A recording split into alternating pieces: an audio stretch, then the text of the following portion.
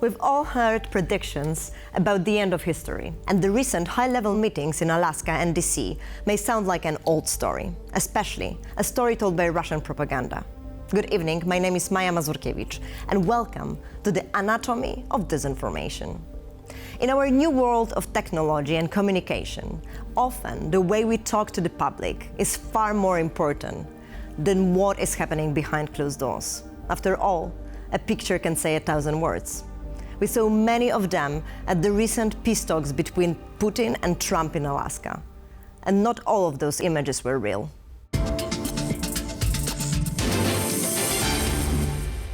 The world is shifting. Global forces are fighting to stay relevant and form new alliances. With the summit in Alaska and later Trump's meeting with European leaders, all eyes are on the peace talks. But as technology evolves, we're seeing more and more deepfakes and propaganda online. We'll talk about that and more with our first guest. Marcin Bużański. He is the director of the Center for Diplomacy and Negotiation and the global chairman of the Polish Leadership Network. He also serves as a senior advisor to the Kazimierz Pułaski Foundation and the Warsaw Security Forum. Mr. Bużański co-founded and led the Expertise on Demand Expert Network. He has advised a number of international institutions, including the OSCE, the EU, the UNDP, the German Marshall Fund, and the Interparliamentary Union. He's also worked on reforms and peace processes in the Middle East before and after the Arab Spring, in Darfur and South Sudan, and in Central Asia. Marcin, welcome, and it's great to have you on the show today. Good afternoon, a pleasure to be here. We are living in the interesting times during the peace talks or the talks on the Russian invasion in Ukraine, and especially after two meetings, so the meeting with Trump and Putin in Alaska and the meeting with Trump and the European leaders and of course Zelensky in DC, we're seeing a lot of pro-Kremlin media and Telegram channels information, or rather in disinformation around the meeting. And how do you interpret those symbolic or strategic use of the events in the Russian information, by the Russian information actors? Well, thanks a lot, Maya. And frankly speaking, I am not surprised by what we're seeing. The moment that the meeting itself in Alaska has been confirmed, it was pretty clear that Russia will use most of its apparatus of spreading information, most of its tactics for influencing different societies, leaders, to showcase what it has achieved with that summit. We can see a couple of things here. First of all, it is Russia's positioning as a leading country on the global stage, despite its ongoing aggression, its ongoing imperial war in Ukraine. Putin has achieved that with the meeting, so it was only natural that, first of all, of course, in Russian media, but more broadly through its channels in different continents, through its channels, through its Telegram channels, as you mentioned, through different online farms and bots, through different websites that would talk about Russia engaging on the global stage, that we will see Russia being positioned as joining again, or being in the rightful place at the global stage discussing global issues. And this is also linked with what we could hear from Vladimir Putin, praising the host, saying that we have to discuss this and other things when it comes to global cooperation, that the US and Russia can be forces for good in the world if they really talk with each other, and that we have to drop this nonsense, quote unquote, of democratic support, nonsense of thinking that Russia is an imperial aggressor, because Russia is fighting a brotherly, quote unquote, war in its own territory, and it's really a brotherly conflict, not even a war. And if we look at how Russia constructs its tactic, it really escalates to de-escalate. So Russia will take two steps forward. It will increase its bombing. It will increase its aggressive actions against civilians in Ukraine. It will increase hostile activities and testing NATO allies in NATO countries, which it does through hybrid warfare all the time, only then to say, well, we will give Donald Trump a position of a peacemaker. Perhaps we will engage in another meeting in a month's time. We will show him that he's leading on diplomacy. And it has done so many, many times before. This is not new what we're observing. The only thing it does, and this goes to the third point, what that Russia does very well, it adjusts it to whichever politician is in place. So it is, of course, adjusting to what Donald Trump may need. I would call it focused strategic narrative bites. So Donald Trump will bite on the area that he's trying to be the peacemaker, that this war must end. Russia will say the same thing. This war must end. Of course, claiming something that's ridiculous when you realize that it is an aggressive invader. It is not one of the two warring parties where there's some kind of compromise in the middle. And we are having basically a situation where there is a ruling of narrative, but something different is happening geopolitically, correct? Exactly.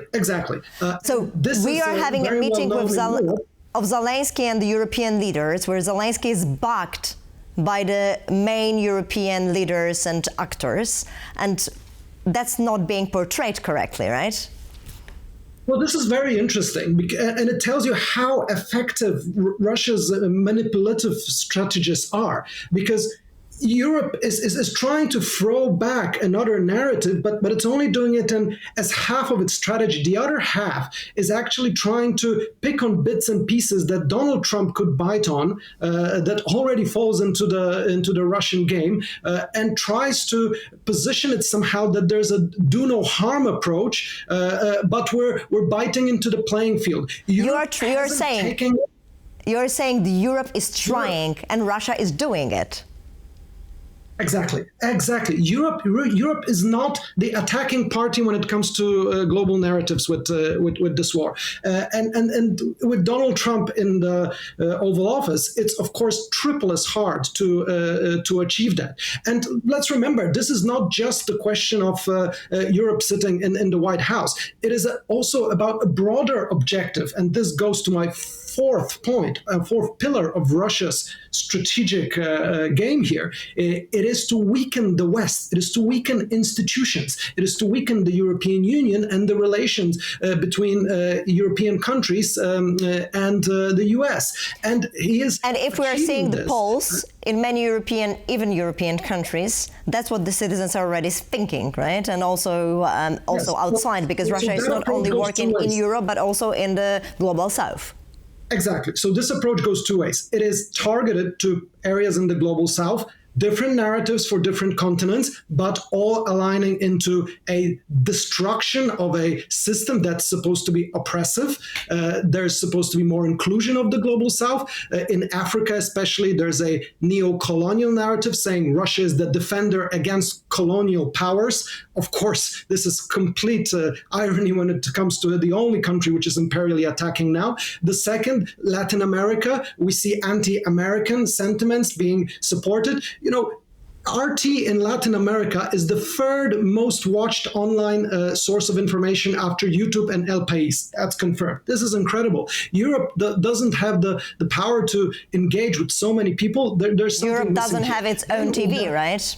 Exactly. Whereas it should. It's only a fraction of the costs that we'd be using now for building armaments. So this is the soft part of security that we need to be investing in Europe, is a component of the narrative warfare. It's almost as important, if not at the par level, with hard ammunition and tanks. This is an extremely important area, and we have to be very aware of this in Europe. Unfortunately, and you mentioned this, the harder part of the narrative war goes to sow discord within populations, within societies in Europe, and that is fueling the political results, the electorate, the votes for a number of especially right-wing parties. And Russia does this also very smartly. It doesn't, send information or do campaigns that are pro-Russian. No, it does campaigns that are anti-EU. It says that the West is, destroying families, destroying the fabric of society, promoting LGBT, and all of this sows, discord and makes Europe weaker, gives a nationalistic, populistic right-wing party in this place. This is what Russia is aiming for and is targeting. Well, aiming or already aimed for many of these. So what right now the European leaders or the European Union itself should do to first protect their citizens? And then the other question, but you really have like 1 minute for both, should we do it? We as citizens watching this online, mostly online or in media conversation? Well, I really think this has to be a dual approach. So from bottom up, we have to really look at our education, work very strongly on our societal resilience built from the first generation, from preparation, seeing what manipulative narratives look like, witnessing that you're being pushed against, seeing what sources of information you have, all of these areas. Then top down, you have to really look at the absolute key pillar of strategic defense, of deterrence, I would say, for Europe and for the West, is really to invest against the narrative, engage with the global South much more heavily, invest much more direct funding into communication channels, into engaging journalists, into engaging influencers, be also proactive on the narrative against Russia, which is of course not easy. Remember, there's also the big obstacle of Gaza now, and Russia is playing this game, blaming the West for Gaza, especially the US, but also Europe. So there's a lot of work to be done to overcome this, but it has to be one of the key pillars of strategic defense against Russia in Europe, with many, many more resources engaged around that and with a high priority level. There's many puzzles to put together. Thank you so much for joining us. A pleasure. Thank you. A summit meant to cool tensions, instead, set the stage for a different kind of battle, one fought with fake images and curated misinformation. Moscow is vying for victory in a war over perception.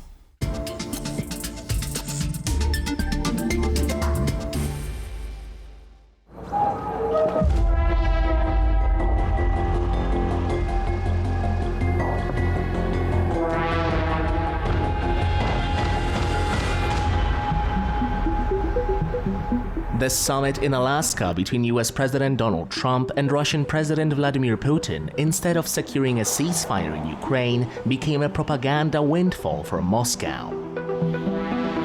While substantive progress is lacking, Russian politicians and state media presented the event as a historic breakthrough. Gloating Trump's red carpet welcome for Putin and their cordial interactions.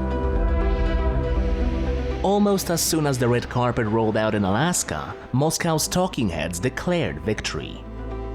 The messaging was amplified by Russian news outlets, which devoted their coverage to pageantry, handshakes, photo ops, and the symbolism of Putin being greeted directly at the airport. An image designed to show global legitimacy after years of isolation. But beyond spectacle came disinformation. Days before the summit, Russia's defense ministry claimed without evidence that Ukraine was plotting a false attack on its own soil to blame Moscow and derail the talks. Meanwhile, US-based conspiracy sites picked up the theme.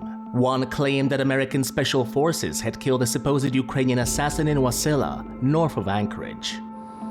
No such event occurred, but the claim spread quickly across social media platforms, variously alleging that the intended target was Trump, Putin, or both. Adding to the noise, Kremlin-linked outlet Tsargrad TV published a fake flag online, representing a so-called People's Republic of Alaska. Styled to resemble separatist banners from occupied Ukraine, the image fueled speculation that Russia still holds legitimate claim to the region. In Ukraine, a video released by Russian state media purportedly shows Washington's banner flying alongside Moscow's on the battlefield, as if to suggest a cemented alliance. Following Trump's meeting with EU leaders, a fabricated corridor image depicted statesmen slumped on benches with heads bowed, as if reduced to powerless petitioners outside Trump's office. In reality, no such scene took place. AI detection tools determined that the photo was entirely generated by artificial intelligence. The goal was not just to deceive, but to reinforce a Kremlin narrative portraying European leaders as supplicants and Trump as the sole arbiter of the West's Ukraine policy. With the summit offering fertile ground for fabricated narratives, Russia's information warfare will remain a central weapon alongside its military campaign.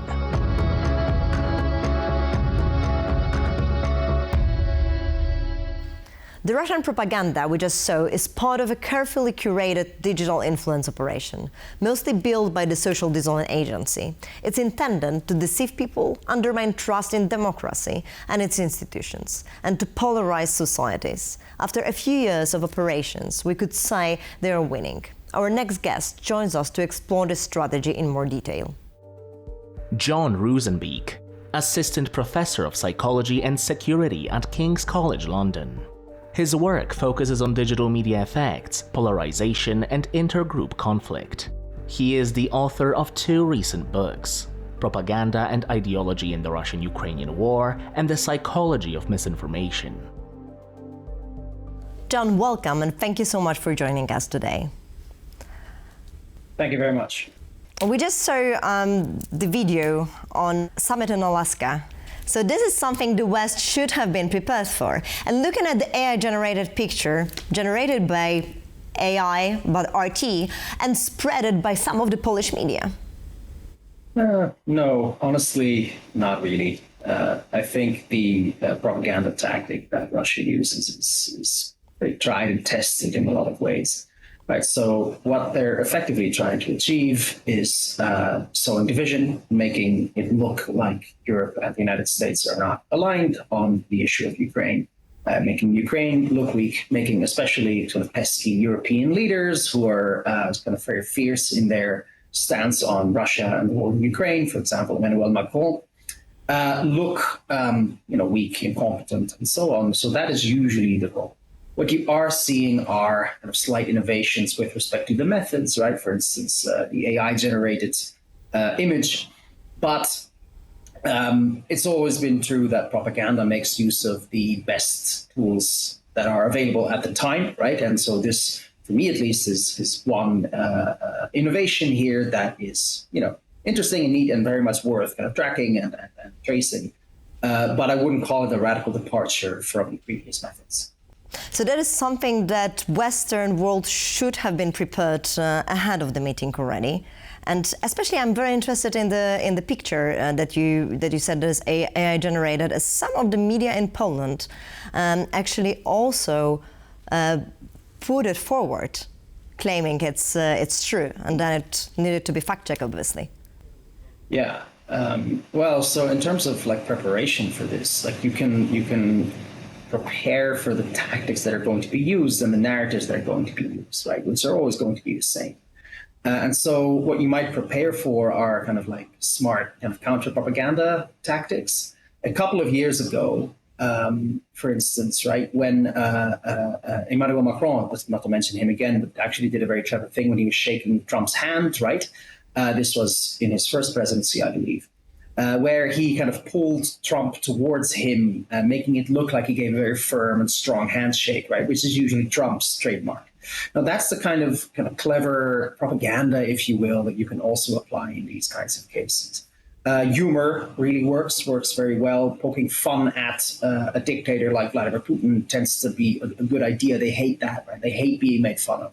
So those are kind of considerations you might take ahead of a meeting like this. Like, how can we kind of just very, very mild kind of pinpricks, if you will, of counter-propaganda. With respect to the AI-generated image that you mentioned, yeah, it is unfortunate that apparently legitimate, or perhaps not quite so legitimate, media outlets pick up on these types of AI-generated propaganda and either fully believe it to be real or don't care if it's real and use it for their own purposes. Unfortunate, but all things considered, I think is the kind of thing that we're seeing quite often in a lot of different contexts, not only and exclusively in the context of AI-generated disinformation. And from the research perspective, you basically have three groups in here, right? One that you already mentioned, so there are leaders, and the leaders should be prepared knowing of how to kind of be visible towards the public, right? If you're going and making a deal or having a peace talks or meeting with United States president, you need to be prepared of how you are being presented, right? And the other one is the audience, obviously, so how we are perceiving the things, and then the media, because the third thing that you also mentioned is that the media basically took the AI-generated content, didn't really look at it, but fastly put it forward. And definitely we can prepare all three of them, right? Mm-hmm. And how yes, can you absolutely. do that? Because that's part of your work as well. Mm-hmm. Yeah, so on the side of the leaders, right, it makes sense to understand a summit like this with a Russian president who enjoys optics, to see it as a big photo op. Right, to prepare for it as such. How do I look good in a picture? How do I make Putin look bad in a picture? Like, that's the kind of preparational thinking that you need to do in that particular case. On the side of consumers, right, like, we cannot hold consumers responsible for the spread of mis and disinformation, nor do we hold them responsible for the extent to which, for example, systems we use to communicate, social media algorithms, etc., are conducive to the spread of this type of content. So in that sense, like, the responsibility, in my view, on the part of the consumer is limited. But it is also true that, like, it makes some sense from an individual perspective to think like, well, is someone trying to mislead me? Is someone trying to manipulate me? And kind of prevent yourself from reacting too strongly to that. That's going to be like a helpful attitude to have towards kind of news consumption, in my particular view. But there are many kind of healthy ways of consuming the news, right? Like, and it's not only kind of always like identifying correctly propaganda and mis and disinformation and kind of acting upon that as such. It can also be to say like, well, I don't really want to be part of this. I think this is propaganda. This channel isn't very good for me. I'm going to tune out for a second, for instance. That can also be very helpful. And then with respect to the media, like, I think here, kind of like with political leadership, to first of all understand that summits like this are in part a photo op, that are in part kind of imagery being projected, and describing it and analyzing these events as such can be helpful. But also to familiarize yourself with the tactics of Russian disinformation. Like, what are they trying to achieve during events like this and with the content that they produce? And familiarizing yourself with those tactics can also be helpful, because that means that when something happens on screen or when you see a video like the one that you showed, you're like, oh yeah, actually I recognize this as something that happens over and over again. So John, what are the main tactics the social design agency is using? Well, so in terms of like what they try to achieve, right? Like, they try to drive groups of people apart. And the ultimate goal is, of course, very strategic, which is reducing support for the war in Ukraine. That's the goal of the informational operation. Weaken the willingness to fund Ukraine, weaken positions in peace talks, et cetera, and the tactics that are used to achieve that, they vary over time.